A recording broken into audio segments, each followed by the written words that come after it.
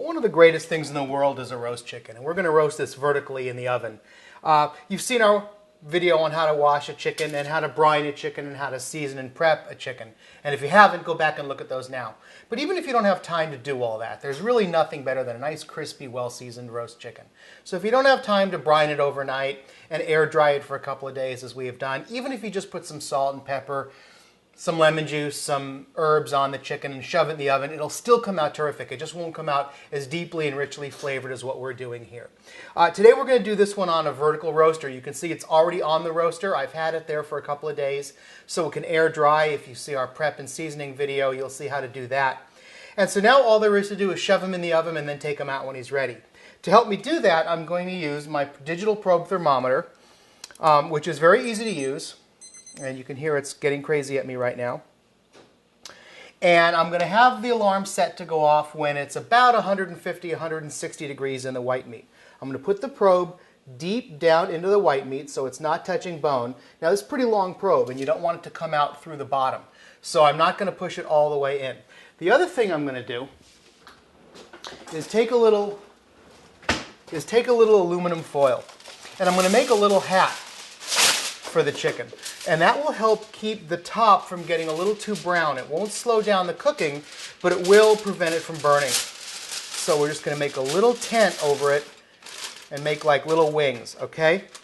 And the rest of the chicken will brown just fine. So will the top of it, but it won't get too brown because remember the heat will sort of pool up at the top of your oven. So the higher parts would tend to brown a little too much. The last few minutes you can take it off if it's not browning enough, and we might do that. So now it's on the vertical roaster. It's going to go into a 375 degree oven for, it's going to be roughly an hour, but we're going to let the timer tell us when the chicken's ready.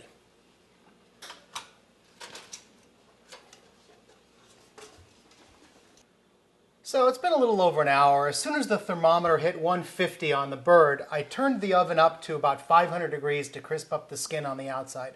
At that point, though, I took the oven thermometer out because they're not approved to go over about 375, 400 in the oven, and you could destroy your thermometer by cranking it up that high and leaving it inside. So we're going to take the bird out now and let him sit for a few minutes.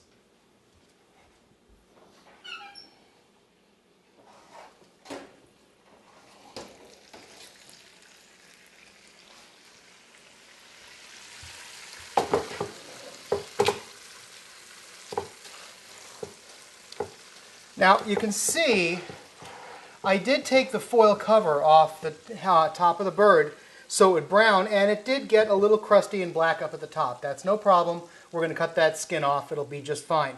But while the bird sits, because we don't want to carve him right now, he's screeching hot on the outside, we're going to just put a little bit of foil over him and let him rest for 10 or 15 minutes. We'll come back in a few minutes and carve him up.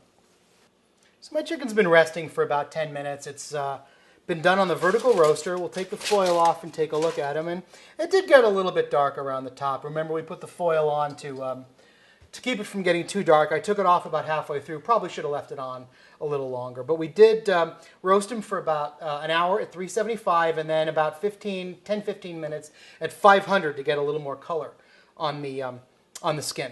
So now we're going to take him off the vertical roaster and carve him. It's still pretty hot. We'll use those drippings for something else, like a gravy or a sauce or something. Usually you just do that, and off he comes. So now I've got a chicken, and it's really easy to carve a chicken. Okay, we can pull off the crusty bits. It's really simple. The first thing we want to do, in this case, the wings are tucked fairly close to the body. They're not in the way. I'm going to take the legs off first. And that's simple because all you got to do is lay him on his back and pull the legs back. And if you get the knife in there, you'll see the legs just pop. You'll see the joint right there. They just pop. This little nugget of meat, which is attached to between the backbone and the thigh, is called the oyster.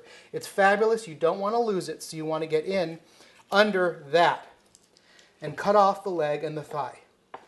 And then cut straight through, and you got it. And then you'll find the joint between the leg and the thigh, cut between the leg and the thigh, and you're good to go. Okay, beautiful. Same thing on the other side. Straight down between the thigh and the body. Sometimes the skin wants to slide off, especially when it's very crispy because it's like it's got more texture to it. It's not very I don't know what I'm trying to say, flabby, I suppose. So here. So now we just pop it back again. You can see the joint pops out, the oyster is here. So I'm going to want to get in under here to get that oyster and just get the knife in where the joint was. Make sure I cut the skin well. And then right between the leg and the thigh. This was some leg skin. Make it look pretty. And the thigh. Okay? Very simple. Now, the wings. I always like to take a good portion of white meat with the wings. So pull the wing back into the breast and pop the wing. Okay, this is a very, very tender chicken. So we can get, it's actually pretty much falling apart. Find the joint, and off comes the wing. It's absolutely falling apart. It's so tender. Okay, same thing on this side. It really doesn't want to come apart. Okay, take some white meat, pop the joint, straight down. Lovely wing there. Okay, here's some extra skin we're going to use to dress up the white meat with. Now, the white meat is pretty easy. It's still pretty hot. Take the backbone is here. Oh, there's an oyster we didn't get. Let's get that oyster off. Go with the thigh. Now, backbone is here, meat is here. Straight down through the ribs. Sometimes you can use an actual chef's knife. Might work a little better. Whack right through it. These are lovely bones to eat, and they're even better for soups, so save those. I have a nice double breast here. Let's move this debris off, okay? Straight down between the two halves of the breast, straight through, okay? Now, that's a pretty big piece compared to the other one, so I'm going to cut it in half. Again, straight through the bone. It's the only time you're cutting through bone is when you're removing the breast from the back and cutting through the two breast pieces. Okay?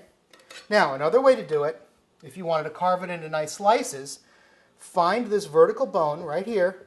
On the other side of it, go straight down until you hit the bone, and then tilt your knife and remove, it's really hot, remove the breast meat from the breastbone.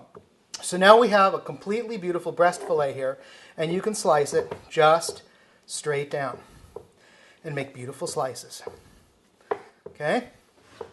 And that goes right on the plate. So, let's move our cutting board out.